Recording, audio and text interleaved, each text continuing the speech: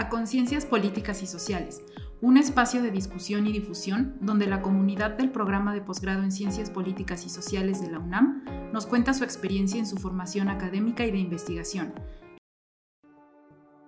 Las opiniones aquí expresadas son responsabilidad de quien las emite y no reflejan necesariamente la posición del programa o de la institución.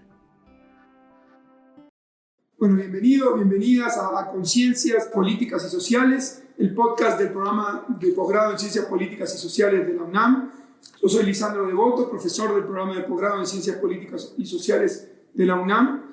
Este es un esfuerzo de la comunidad del programa de posgrado por dialogar en torno a temas y proyectos de investigación de la comunidad estudiantil y tutoral. En esta ocasión hablaremos de alternancias políticas en América Latina.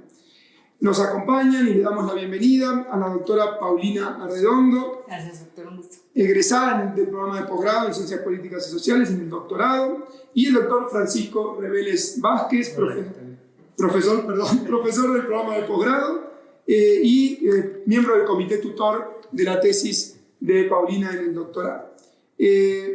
Antes de empezar, y por eso estamos hoy aquí, quisiera felicitar a Paulina porque la tesis que nos convoca para dialogar sobre alternancias políticas en América Latina fue galardonada, recibió el premio, ganó el concurso nacional de tesis sobre estudios electorales 2022 de la Sociedad Mexicana de Estudios Electorales.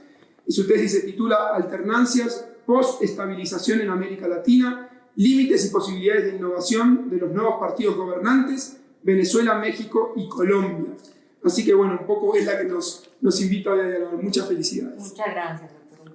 La tesis fue dirigida por el doctor Miguel Armando López Leiva. Y también obviamente las felicidades por acompañar el proceso. Antes de empezar en el tema, quisiera preguntarte cuál ha sido tu experiencia en el programa de posgrado y un poco también tu formación previa y por qué decides postular a este programa de doctorado aquí en la UNAM. Muchas gracias, doctor. Agradezco el espacio del posgrado, agradezco al doctor Lisandro, al doctor Reveles y a todas las autoridades de nuestro posgrado. Bueno, yo tuve el gusto de estudiar la maestría en el programa de posgrado de la facultad, soy egresada también de la facultad en la licenciatura, entonces mi camino fue muy natural de continuar mi formación aquí. Yo no me imaginaba estudiando en otro lugar, quería participar con los profesores y profesoras que al final me acompañaron en la formación de doctorado, tuve el gusto de caminar junto a mi comité tutoral, el doctor Reveles, quien me ha acompañado desde la licenciatura en mis tesis, el doctor López Leiva, con quien tomé el seminario de investigación en la maestría. Entonces yo quería continuar por ese camino y por eso elegí el posgrado en la facultad. Sí. Excelente. Bueno, entonces, una vez que ya nos comentaste un poquito esto, pues quisiera pasar con Francisco y preguntarte un poco ¿cómo fue el proceso de investigación de Paulina?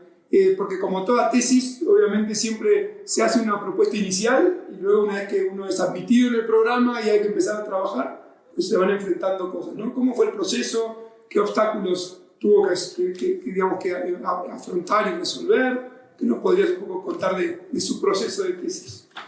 Bueno, en realidad desde la licenciatura y la maestría Paulina demostró habilidades y destrezas que otros estudiantes no tenían. Y en particular yo sí quisiera destacar que Paulina tiene ideas propias, las puede plasmar con relativa facilidad por escrito y tanto en la tesis de doctorado como en la de maestría uno puede detectar ese tipo de aportaciones, ¿no? Que a veces es difícil para muchos, me incluyo yo mismo, ¿no? Es difícil aportar algo nuevo para la ciencia política en cuanto a método, en cuanto a conceptos, o lo que pueden llegar a ser conceptos que permitan explicar la realidad, ¿no? Y yo en particular sí distingo en Paulina esa capacidad, ¿no? No la encuentro en otros estudiantes, incluso en los míos, en los que yo he tenido la oportunidad de ser tutor principal, y sí creo que es algo que hay que destacar, porque justo por eso es interesante la tesis de doctorado, que es de la que estamos hablando ahora, porque no van a hallar en ella, quien la lea, no va a hallar en ella la reproducción de cosas ya sabidas, ¿no? O datos que efectivamente están ahí presentes, bien sistematizados. No solamente va a encontrar eso, sino también ideas propias de Paulina, que justo nos permiten tener una perspectiva diferente, ¿no? Y eso es muy de Paulina. Yo creo que ahí eso, afortunadamente, de posgrado, pues lo pudimos tener, lo pudimos encontrar y ayudarle a efectivamente desarrollar esta investigación, que también habría que decirlo, es sobre América Latina, es un estudio comparado desde una perspectiva cualitativa, ¿no? Es un tema complicado. Por eso también de repente Paulina en algún momento se sintió muy presionada. Nos pasa a todos, ¿no? Pero a veces el reto es grande de por sí. Y cuando te dedicas a hacer política comparada, pues sabes perfectamente que será así, ¿no? Y en especial para un estudiante de posgrado que no tiene pues toda la estructura, el financiamiento. Muchas veces se encuentra solo, ¿no? Claro. ¿Cómo hago ahora para hacer Exactamente, ¿no? Eso también habría que decirlo, porque no Paulina y otros estudiantes de posgrado pues han manifestado eso, que de repente el trabajo es muy solitario y que eso también pues tiende a dificultar, ¿no?, el avance, hace creer que los problemas son gigantescos, ¿no? Las dudas son elevadas y a veces también los tutores tienen una distancia en ello y eso pues sí, ¿no?, complica más la existencia de los estudiantes. Pero en el caso de Paulina, ella pudo sortear esos problemas, que no creo que haya tenido demasiados de este tipo, y más bien el reto fue la misma investigación, el mismo objeto de estudio. Pero afortunadamente también esta capacidad de generar ideas propias se ve reflejada en la forma de trabajo, ¿no? Y entonces Paulina decidió, ¿no?, seguir ciertas rutas para abordar temas específicos, ¿no?, para abordar cada caso, y creo que al final se encontró con sus propios límites, ¿no?, y los de la investigación. Pero esos todos los hallamos, ¿no?, en cada uno de nuestros objetos de estudio, y creo que supo reconocerlos en su momento y al final pues dar un resultado óptimo, ¿no? Y en eso, Paulina, que Francisco nos cuenta un poco y él ha sido muy generoso destacando obviamente, y así merece la ocasión, destacando tus capacidades, y por sí, como bien dijo Francisco, a veces a uno mismo nos cuesta, y poniéndonos en el lugar de cuando nos tocó estar haciendo la tesis de doctorado y hoy mismo que nos toca hacer trabajos de investigación. Entonces, la verdad que, ¿cómo lo viste tú? Porque finalmente ese proceso, a veces, ¿cómo lo viste tú en esto que dice Francisco? Que por momentos es solitario, por momentos uno ve muy grande las dificultades. ¿Cómo lo recuerdas? Bueno, a mí me gustaría plantearlo en dos rutas. Primero la académica y la personal, ¿no?, que es lo que al final tenemos todos en este camino. Y yo venía de estudiar la maestría, mi tesis de maestría también fue galardonada, ahí me acompañó el doctor Reveles como mi tutor principal.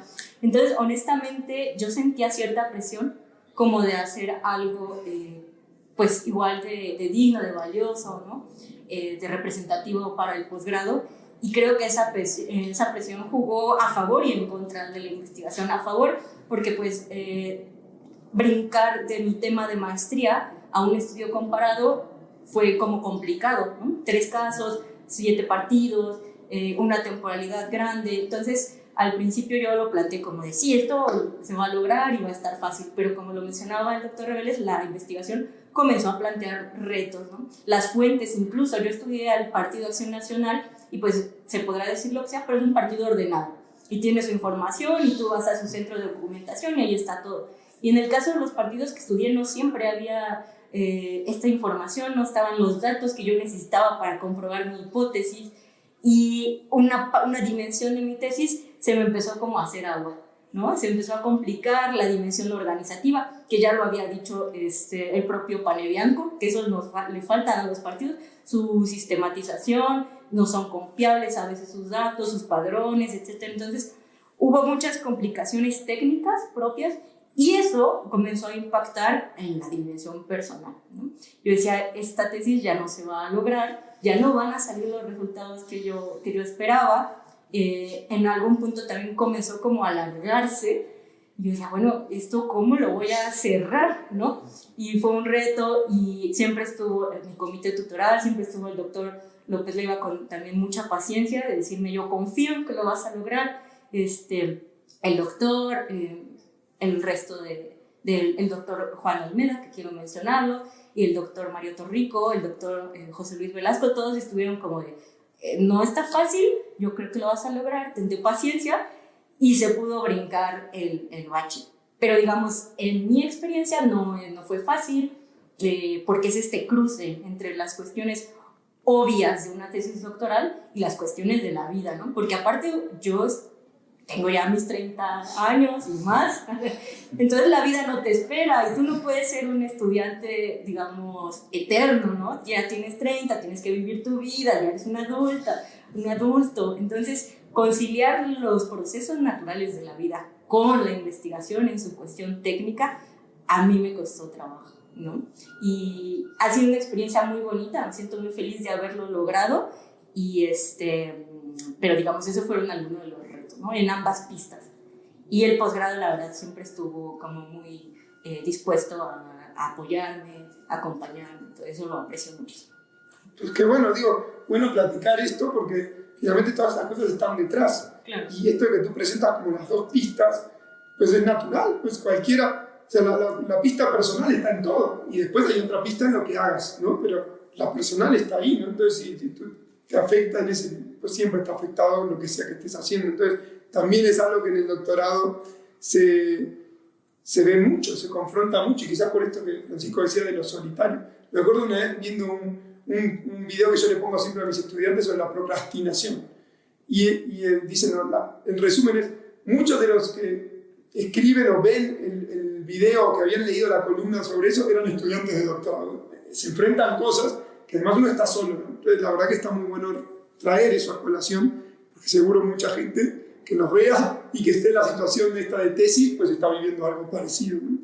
Ahora, echando un poquito a la tesis, ya al contenido, incluso quisiera empezar por preguntarle primero a Francisco, ¿cómo verías la tesis, incluso por esto que decía Paulina, que a veces tenemos esa presión de que no, ya la tesis de doctorado tiene que ser un aporte, ¿no?, novedoso a la discusión? Si a veces uno piensa, ¿qué voy a decir que realmente va a ser novedoso, ¿no? Entonces, ¿cómo podrías ver tú el aporte del trabajo de Paulina en su tesis a la disciplina, ¿no?, a la ciencia política, particularmente en este caso al estudio de partidos o de sistemas políticos, de regímenes, de alternancias? ¿Qué nos podrías destacar sobre el trabajo de Paulina? Sí, creo que es importante el tema de la innovación en las organizaciones partidistas, y es justo el centro de la tesis, y creo que permite adentrarse a una temática poco estudiada por lo compleja, y el lector de la tesis hallará pues una conclusión al respecto, ¿no?, en el sentido de que hay más restricciones, ¿no?, que posibilidades de cambio en un partido político que de pronto está en la oposición, que se enfrenta no solamente a un partido gobernante, sino a un régimen político, y que a pesar de que pudiera tener un proyecto alternativo, porque a veces no lo tienen, ¿no?, y es más complicado para ellos no tenerlo, pero si llegara a contar con un proyecto alternativo, va a tener muchas dificultades después del triunfo electoral. Y eso es lo que demuestra la tesis de Paulina, en 3 casos, en 3 formas organizativas distintas que al final enfrentan muchas dificultades, ¿no? Y eso creo que es un fenómeno que estamos viviendo hoy en América Latina, en muchos países, incluso México, porque esta pretendida transformación profunda, una cuarta transformación histórica, por ejemplo, de parte del Partido Morena, no solamente tiene que ver con el líder que le encabeza o con el proyecto que tiene, que es bastante etéreo, ¿no?, en particular, sino también con un conjunto de elementos que están en el contexto. En algunos países latinoamericanos, incluso de carácter internacional, ¿no?, por aquello de la influencia de Estados Unidos, pero que el partido pues tiene que enfrentar, y generalmente va a tener muchas derrotas en esos enfrentamientos, ¿no?, en esas luchas específicas, ¿no? Y al final la posibilidad de innovación, de cambio organizativo, porque lo ve Paulina desde adentro, ¿no?, va a tener una afectación también en el ejercicio de gobierno hacia afuera, ¿no? Entonces es muy interesante, ¿no? Y lo estoy simplificando porque realmente es compleja la tesis, pero creo que por ahí está el aporte. Bueno, igualmente ahora vamos a darle la oportunidad a Paulina de que también un poco complemente lo que nos decía Francisco, y también preguntarte un poco cómo nace tu interés en estudiar alternancias en América Latina, de la forma que tú lo estudias, porque yo, revisando un poquito tu tesis, lo primero que imaginé cuando leía el título era, bueno, sí, alternancias, ¿no?, salen partido entre otros, pero tú lo planteas de una manera un poquito más compleja, yendo un poco más allá en el análisis, incluso la alternancia de regímenes bipartidistas, digamos, de dos partidos que alternaban continuamente en el gobierno, y cuando viene un tercero y rompe con eso. Entonces me pareció, como dice Francisco, también novedoso. Entonces, ¿cómo nace este interés? Ya venía de tu etapa previa, porque habías estudiado al PAN, tú misma lo dijiste, pero ¿cómo nace este interés en el tema? Y también un poquito platicarnos de qué aporte crees que hace tu trabajo. Pues me mantendré en la línea para responder esta pregunta de las dos pistas. Yo, digamos, mi adolescencia la viví cuando estaba el fenómeno foxista, ¿no? Entonces yo iba saliendo de la primaria y lo de Fox me pareció como muy interesante, ¿no? ¿Qué pasó con Fox? Todos estábamos súper alegres, ya fuéramos partidarios o no, pero algo se sentía que estaba sucediendo. Entonces, ya en mi licenciatura estudié al PAN porque vi que había habido un cambio de gobierno, y dije, bueno, ¿qué pasó ahí? ¿O qué no pasó ahí? ¿No? Ya al estudiarlo en la maestría, pues me di cuenta que muchas cosas no habían pasado, y eso me llevó a plantearme para el doctorado investigar por qué no habían pasado. ¿Qué había pasado ahí? Porque se hablaba mucho de que el régimen priista había terminado, y a mí eso no me hacía sentido. Y dije, no es cierto, porque la Constitución es la misma. El legislativo no tuvo cambios realmente estructurales. El PRI seguía gobernando más de 20 estados de la República. Entonces dije, esto aquí no sucedió un quiebre como del que tanto se hablaba cuando yo era estudiante de primaria. Eso no pasó. Y me pregunté... ¿En la primaria hablaban del quiebre en el sistema político? No, a esa edad. Me tocó en el 99. Sí, eras analítica desde temprana edad. Bueno, sí me pregunté qué está pasando porque no lo entendía. O sea, yo nací en 88, entonces siempre había escuchado que el PRI, pues el PRI, ¿no? Y luego escuchas el PAN, y bueno, ¿qué es esto, no? Y todo había un ambiente como muy de cambio, de mucha ruptura, mucha esperanza incluso. Y ya en mi formación dije, bueno, ¿qué no pasó? ¿Por qué no pasó? ¿O qué fue lo que pasó realmente? Y conforme avancé en mi formación, en la licenciatura también estudié Venezuela, porque mira, obviamente era un fenómeno muy interesante lo que estaba sucediendo. Y en el doctorado dije, a ver, ¿por qué si en Venezuela hubo una ruptura del sistema político y del régimen, del sistema de partidos, incluso del tipo de élite que llegó a gobernar, y en México no? A pesar de las expectativas, a pesar de las posibilidades de cambio, que fue como terminé titulando la tesis, ¿por qué no hubo una ruptura más profunda? Y luego me di cuenta que en Colombia también había pasado algo similar. Los partidos tradicionales habían ido alternando entre ellos hasta que llegó una fuerza política rupturista, y ahí la ruta quedó un poco en medio. Entonces, eso fue como lo que alimentó, además de otros casos, también estaba sucediendo el boliviano, el Frente Amplio en Uruguay, había rupturas con partidos tradicionales que estaban sucediendo, y yo me pregunté, bueno, la pregunta central de la tesis es, ¿por qué en algunos casos sí hay innovaciones y en otras no? Y el reto era, bueno, ¿y cómo medir la innovación?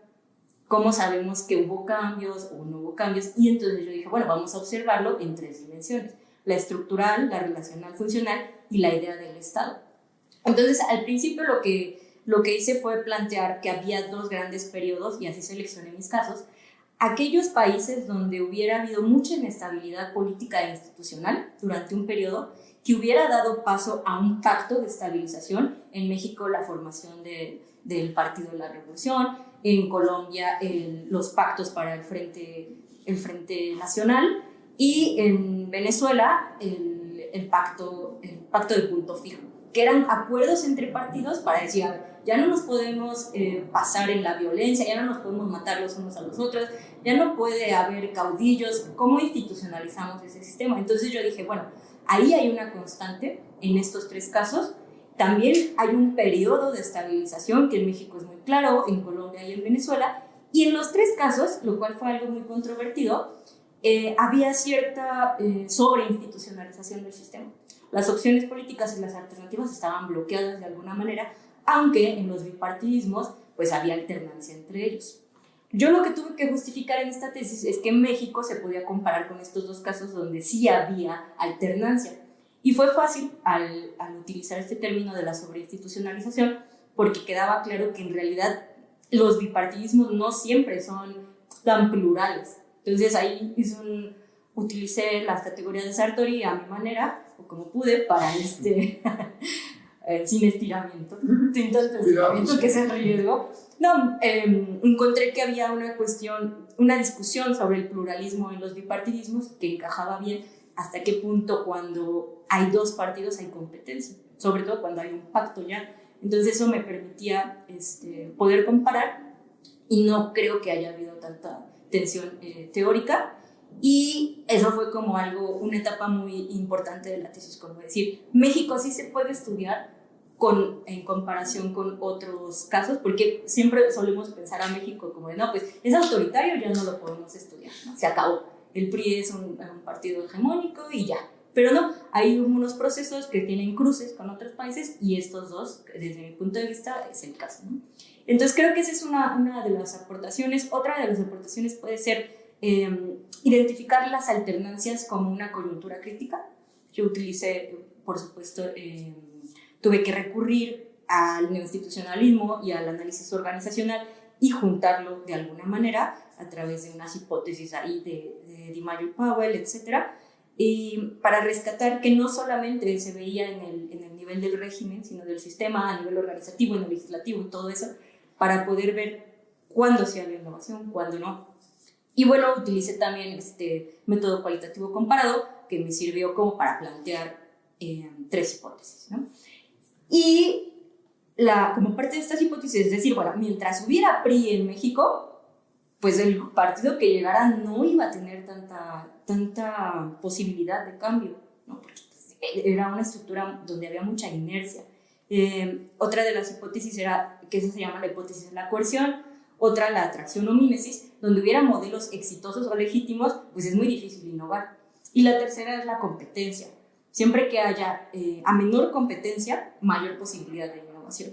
Entonces, cuando tienes a una estructura tan grande, hablo de México, es el caso que nos queda más cerca, pero cuando estás compitiendo con el PRI, que gobierna demasiados estados, es muy difícil que tú puedas plantear modelos de innovación, lo cual no es una justificación para que los partidos no lo hagan, digamos, es una explicación, ¿no? Bueno, aparte ha pasado a nivel subnacional, porque después podemos ver si la innovación es mucha, poca, mejor, peor, pero el PAN definitivamente en muchos estados ha logrado cambiar ciertas cosas, aunque hay muchas continuidades también, pero digo, y incluso ha construido nuevas hegemonías. Pero bueno, no es la idea de lo subnacional, sino lo que tú planteas incluso comparado. No, es que exactamente es eso, o sea, qué tanto se puede y qué tanto no, y por qué, o en qué nivel, en qué dimensión, en el nivel del Estado, en el nivel de gobierno, en el nivel de régimen, en el nivel organizativo, en el legislativo, en dónde podemos ver esas innovaciones, ¿no? En las prácticas, en los discursos, en la idea de las políticas, en dónde lo vemos, ¿no?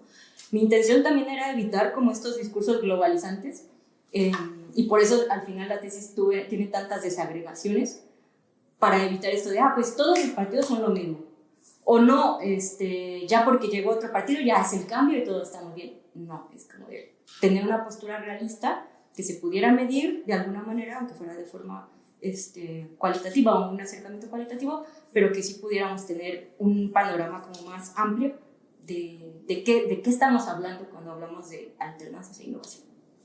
Y en este sentido, digo, abro un poco, ¿no? También porque vemos en tu tesis, finalmente esto de qué innovación son capaces de desarrollar los partidos nuevos, porque tú hablas de nuevos partidos, ¿no?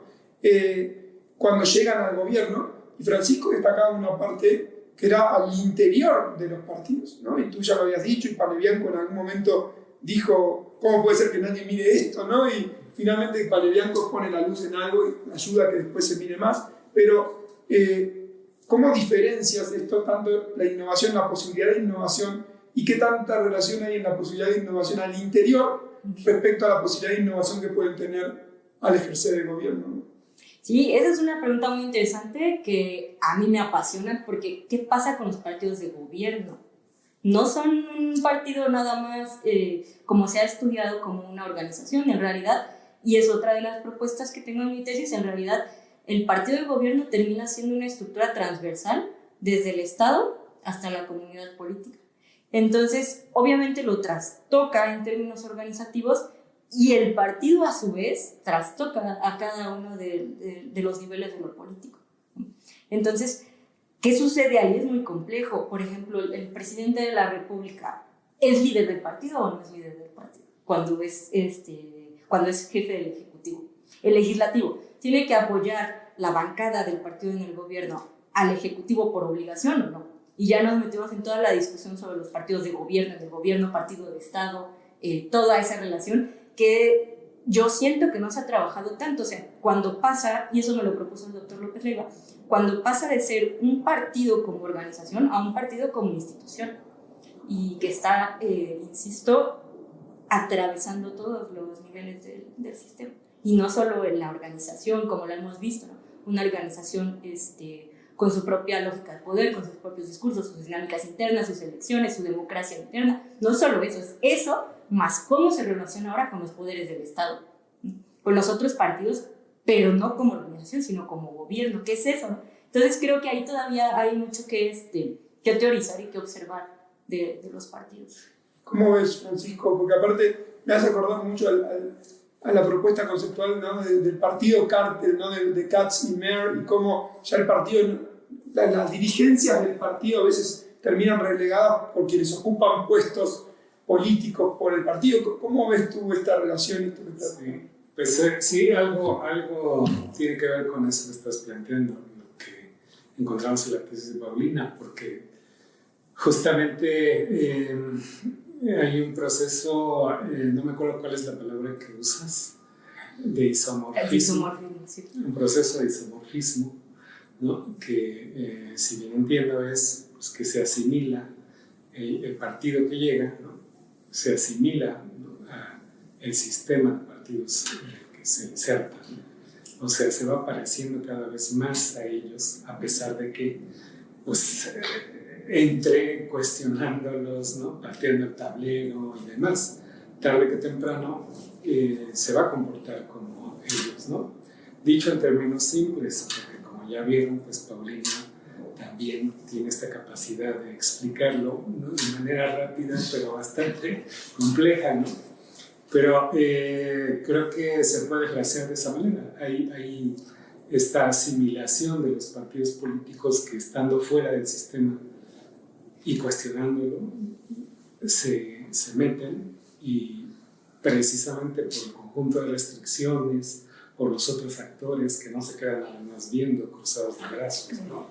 Y ya llegó el invitado, ¿no? Al contrario, ¿no? O puede ser un ataque frontal, pero puede ser este proceso más bien de isomorfismo, que es lo que documenta bien Paulina en los casos de Venezuela, Colombia y México. Eso es muy interesante. Sí, justo una de las bases en cuanto a la teoría de partidos fue la idea de la cartelización y el partido de todo el mundo de Kirchheimer, porque él ha planteado, bueno, con el aumento en el tamaño de las democracias hay un proceso de estandarización. Entonces dialoga muy bien con Katz y Mer y la cartelización, y con la postura institucional organizacional de que en sistemas altamente institucionalizados las organizaciones tienden a parecerse por una cuestión normativa, por competencia y por legitimidad y otros mecanismos. Entonces, sí pareciera que esta idea popular de todos los partidos son iguales se podía estudiar en los partidos de estos casos de, bueno, ¿por qué terminamos todos decepcionados cuando estos partidos se supone que eran muy diferentes cuando estaban en la oposición? Pero la gran pregunta es, bueno, ¿y por qué Venezuela se había comportado de forma distinta? Se rompía ahí la caracterización, se rompía ahí el isomorfismo. ¿Cómo estudiarlo si ya nos dice la teoría que hay una tendencia a la estandarización? ¿Y qué pasó ahí entonces? Entonces fue muy importante meter a Venezuela como un caso opuesto para poder ver qué había sucedido. Bueno, la verdad que evidentemente, y invitando también a quienes nos ven y nos escuchan a poder leer la tesis de Paulina, seguramente la pueden encontrar en Tesis UNAM, y aquí facilitaremos poder llegar a ella en el podcast, porque realmente el análisis más pormenorizado, más detallado, más complejo para entender esto que aquí se discute me parece súper pertinente y muy interesante, y además porque tú te centras en 3 casos, pero de por sí inicias planteando e identificas más, ¿no? Entonces es como decir, bueno, también se abre ahí un poco el panorama de qué otros casos vemos en América Latina, e incluso sin intención de extrapolar o generalizar resultados más allá de lo que corresponda, pero nos permite abrir un poco la cabeza a pensar, ¿no?, qué pasa en este tipo de casos de transición que tú identificas, incluso en otros lugares, ¿no? Y ver realmente si hay particularidades propias de la región o de los países, o quizá también encontramos, como es siempre la aspiración de hacer estudios comparados, pues irregularidades, ¿no? De qué nos ayuda a explicar eso en distintos contextos. ¿Cómo fue el proceso o cómo decidiste postularte al premio, ¿no?, al concurso finalmente, y cómo fue un poco eso? Bueno, la verdad es que yo estaba... Algo dentro de mí decía, pues la tesis es valiosa, y algo dentro de mí ya decía, con haberla terminado yo estoy feliz, ¿no? Pero la verdad fue el doctor Reveles quien me dijo, ¿por qué no la metes a concursar? Y yo ya había tenido la experiencia de la maestría y yo me sentía un poco insegura, la verdad. Dije, quizá no lo gane, pero bueno, vamos a intentarlo. Y así fue que estaba la convocatoria abierta justo... coincidió con que ya tenía un día antes, ya iba a vencer la convocatoria, y decía, era el 9 de personas que se habían doctorado, no recuerdo, de diciembre a un día antes de que yo me doctoré, o sea, quedaba así al rato, que esto es una señal. y la mandé, y pues esperando lo mejor, y ya me dieron los resultados. Yo solo quería... Ya no me interesaba saber quién había ganado, si yo había ganado, solo quería saber quién había ganado, y ya, ¿no? Y ya me llamaron de la SOME para avisarme que mi tesis había sido premiada, y pues yo estaba súper feliz, y entra como una reflexión sobre el camino, ¿no? Valió la pena, agradecimiento a todos los que te acompañaron, los que te impulsaron, en términos académicos y también personales. Entonces fue muy bien. Ahí aprovecho esto de... Empiezas a ver, bueno, cuando ves tu trabajo, que a veces tú misma lo estabas infravalorando y lo ves destacado, ¿no?, entre otros, y pensar un poquito eso de ¿qué te hubiera gustado capaz recibir como consejo mientras hacías tu trabajo, o antes, qué te hubiera gustado saber antes que sabes ahora, ¿no? Porque atravesaste ese proceso y dices, bueno, quizá me hubiera gustado esto, haberlo visto antes, y me hubiera facilitado o me hubiera ayudado en el proceso. Sí, creo que me hubiera gustado saber estadísticas que supe después de lo duro que es hacer la tesis doctoral. O sea, yo siempre había escuchado que era difícil, pero decía, tan difícil puede ser, ¿no? Si ya hiciste una de maestría, pues nada más es más larga. Y no, o sea, la complejidad que exige el doctorado, insisto, en términos de maduración del proceso personal, pues también ya estás en otro punto. Y me hubiera gustado saber que... pues sí es una situación complicada, o sea, estás en un momento muy delicado de tu vida. Ya en mi proceso investigué, y creo que hay 6 veces más probabilidad de que tú te deprimas, bueno, no tú, sino las personas que estudian el doctorado. Estudiantes de doctorado. Estudiantes de doctorado. En la revista Nature está un estudio donde vieron que hay 6 posibilidades más de desarrollar ansiedad, depresión. Entonces, creo que hay que cuidar eso, o creo que tenemos que ser más conscientes de eso. Ya platicando con mis compañeras y compañeros, pues sí, todos así ya en la ansiedad, en la depresión, con temas como muy fuertes, psicológicos, yo decía, nadie nos dijo esto, ¿no? O sea, todo es como de, ay, sí, lo académico, ¿no? Pero falta esta dimensión, que ahora me da gusto que se discuta de la salud mental en las y los estudiantes, porque no hay que desestimarlo. No, aparte creo que la pandemia nos ha puesto eso un foco fuerte, ¿no? El tema de la salud, las emociones, que termina impactando en todos los ámbitos de nuestra vida.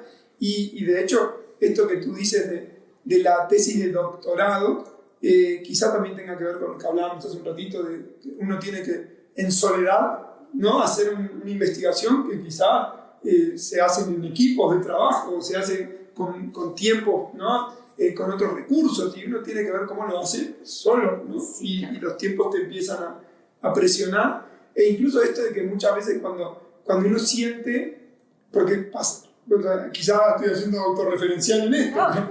Cuando en algún momento del desarrollo de la tesis uno siente que no puede hacerlo, que está enfrentando algo que no es capaz de hacer, ¿no? Entonces te empiezas a sentir, pues yo ya no puedo con esto, hasta aquí. No sé también esta parte que tú estás diciendo, pues cómo salgo de eso, ¿no?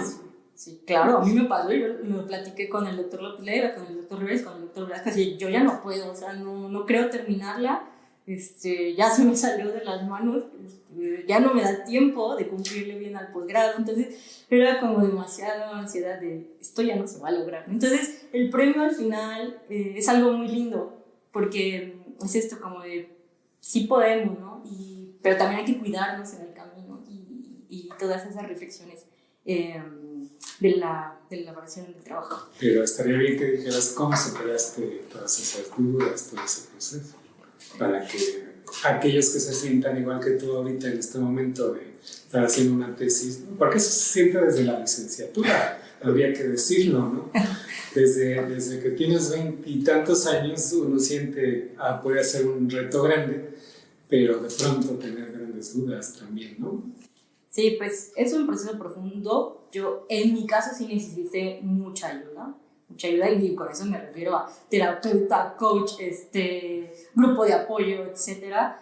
Hablar mucho con mis profesores, volver a leer el proyecto, porque cuando yo leía el proyecto decía, pues es que sí está padre la idea, o sea, vale la pena, está valiosa, está interesante, los casos están bien seleccionados, es como vencer una inseguridad interna que te da, porque obviamente ya se habla ya muchísimo del síndrome del impostor o de la impostora, y cuando estás ahí dices, no, esto está mal, esto no sirve, ¿no? Soy lo peor, y entonces entra en una discusión interna muy fuerte. Entonces uno pedir ayuda, acercarte a tu comité de tutorado para contarle pues, cómo te estás sintiendo, porque a veces tú tienes toda la nube aquí, pero ellos o ellas te pueden decir, es por aquí, destrábalo así, simplifícalo aquí, o mete otras piezas aquí para que se... Entonces, siempre como recurrir a la ayuda, abrirse para recibir el consejo, que es lo que hacen los seminarios. Y el seminario en el que yo participé, que es el que dirige el doctor López Leiva, con el doctor Julio Labastida, que ya no está con nosotros, la doctora Gabriela Cantú, era como un espacio para eso, como para que todos pudiéramos plantear qué tan atorados o desatorados están. Entonces los seminarios también cumplen esa función, por un lado en términos académicos, pero también falta el otro, ¿no? Cómo nos destrabamos psicológicamente. Y ya hay más apertura para platicarlo, porque antes era de, no, ¿cómo estás? No, súper bien, ¿no? ¿A ti te brinca el ojo? No, para nada. Y ahora ya lo podemos hacer, ¿no? Y bueno, yo soy neurodivergente además, entonces ya me diagnostiqué cuando terminé el doctorado, entonces también me hubiera gustado saberlo antes para poderlo abordar de otra manera y no ser tan cruel. Un punto, sí, claro, un punto. Pero también creo que ahí apoya mucho y es importante el comité tutorial, ¿no? Como tú decías, platícalo, ¿no? Plantéalo, porque seguramente ellos estuvieron sentados ahí antes y pasaron cosas y pasan, ¿no? Porque Francisco lo decía, a veces nos pasa en la investigación, incluso ya desarrollando profesionalmente, sigues enfrentando tiempos, plazos, capacidades de poder. Obviamente, cuantas más trayectoria y experiencia tienes, logras manejarlo mejor y logras resolverlo mejor, pero no es que no lo hayas enfrentado. Entonces, creo que ese consejo es muy, muy bueno, platícalo con tu comité tutoral, ¿no? No solo están ahí para decirte, para criticar tus avances, sino para acompañarte en el proceso, ¿no? Entonces, creo que eso es valioso. ¿Qué planes tienes? ¿Cuál es tu idea? ¿Para dónde va tu desarrollo? Porque con la presentación que te hizo Francisco en el minuto 3, ¿qué estás pensando? Bueno, a mí me encantaría continuar con esta investigación en términos de lo que ha sucedido ahora en la alternancia de 2018 y ver lo que pasó en Colombia con la nueva fuerza. Y eso es como lo que ahorita estoy pensando que pueda continuar para investigar. Eso me gustaría. Yo tengo la fortuna de dar clase aquí en la facultad, entonces seguir por este camino. ¿Te gustaría dedicarte a la academia, a la vida académica? Sí me gustaría. Creo que hay que encontrar un punto medio entre la sobreexigencia que la academia exige y la salud mental que uno necesita para producir bien, producir con calidad. Y eso creo que es un reto para mí. Entonces, es un reto para la academia. Pues sí, también. Porque sí, yo lo he escuchado de investigadoras e investigadores consolidados que ya son tremendos y aún así todavía sufren los plazos, ¿no? Por ejemplo, la originalidad que a veces se ve coartada porque ya tienes que entregar, ¿no? O publicar muchísimas cosas a la vez por la lógica del sistema. Entonces, para mí es un reto cómo poder lograrlo en esas condiciones. Bueno, entonces la verdad que un poco acotándonos a los tiempos de este espacio, pero nuevamente felicidades, Paulina. Invitamos nuevamente a leer el trabajo. Gracias, Francisco, también por acompañarnos.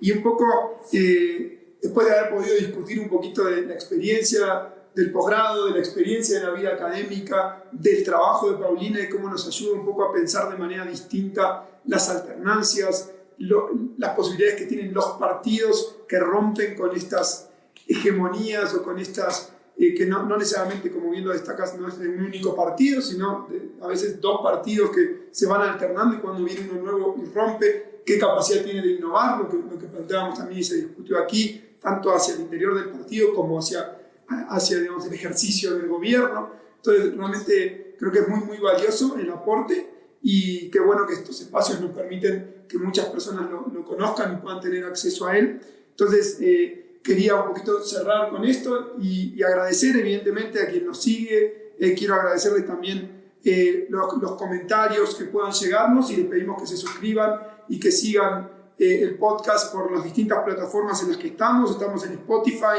en Apple Podcast, en Google Podcast, también en YouTube y pueden encontrarnos también en Facebook, en Twitter, en Instagram o escribirnos por correo electrónico al correo que es pcpys-edcontinua@posgrado.unam.mx. Estamos obviamente abiertos a cualquier comentario o sugerencia que nos puedan hacer y les agradecemos el tiempo que hayan dedicado a escuchar este podcast. A Conciencias Políticas y Sociales. Nos vemos en el próximo episodio.